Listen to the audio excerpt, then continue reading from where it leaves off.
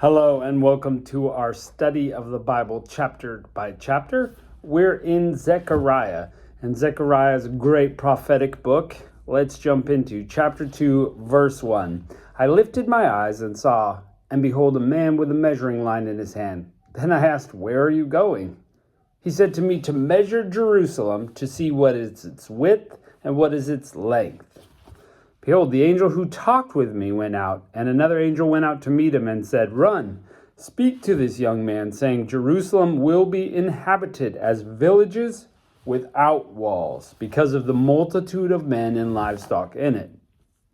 For I, says Yahweh, will be to her a wall of fire around it, and I will be the glory in the middle of her." So this is sounding prophetic, like the future, like the 1,000-year reign, like eternity, with God as a wall of fire around it, Jerusalem as the glory in the middle of the city. It doesn't really feel like this is something that God has already done. But let's see what else we've got here. Verse 6. Come, flee from the land of the north, says Yahweh, for I have spread you abroad as the four winds to the sky, says Yahweh. Come, Zion, escape, you who dwell with the daughter Babylon. For Yahweh of armies says, for honor he has sent me to the nations which plundered you, for he who touches you touches the apple of his eye. So again, sending to Babylon, trying to bring the people back, which is something that the Jews always want, is to bring the nation back together and build them up, as several of the prophets have said. Verse 9, for behold, I will shake my hand over them, and they will plunder those who serve them.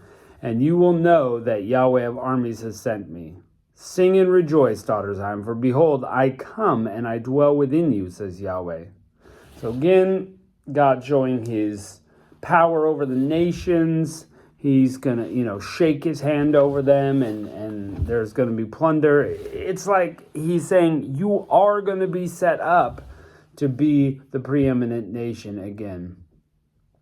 Many nations shall join themselves to Yahweh in that day, and shall be my people. And I will dwell among you, and you will know that Yahweh of armies has sent me to you. Yahweh will inherit Judah as his portion in the Holy Land, and will again choose Jerusalem.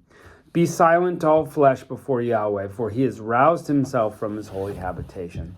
So it's a picture as if God has relaxed, and then he's up. He's roused. He's ready to bring all of his people in, not just the Jews, but look, it said all these nations, many nations will be joined to Yahweh.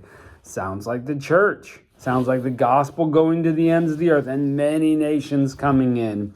And Yahweh inherits Judah and the Holy Land, and again chooses Jerusalem as his place.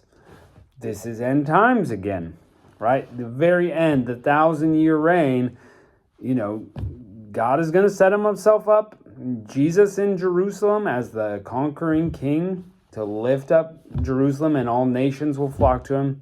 This sort of picture has been told many times through different prophets that we've gone through. So again, this is futuristic. It will happen, and it's going to take Yahweh to no longer be relaxing, but roused up on Israel's behalf to pull them from all the places they went, like the north, like Babylon, pull them together, make them a strong nation again. For his glory, not for theirs.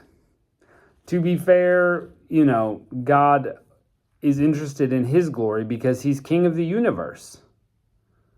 He's not interested in our own personal glory, but his and his name alone. As we should not be interested in our glory, we should be interested in his glory. So, great chapter, pretty short, but, I hate to say a standard message, but really a thematic message that we've seen many times. You're out there, but I'm going to bring you back in. I'm going to reign as king. In this case, it was interesting to see many nations will join themselves. And we know that this comes true because of the church, that many nations are under God's care now not just Israel as the chosen nation. Not that God didn't save people before, because he did. Think about Melchizedek, the high priest. That was not part of Abram's line, and other things like that. God has always been working worldwide to bring people to himself, but it really took off with the church, and we can see the effect worldwide. You can go and find Christians. You just can. So it's a picture that God will bring them all together and he will reign as king over them. Beautiful picture. Love it. And if I'm remembering correctly, a lot of Zechariah, the book, will be like this. It will be the fact that God will reign as king.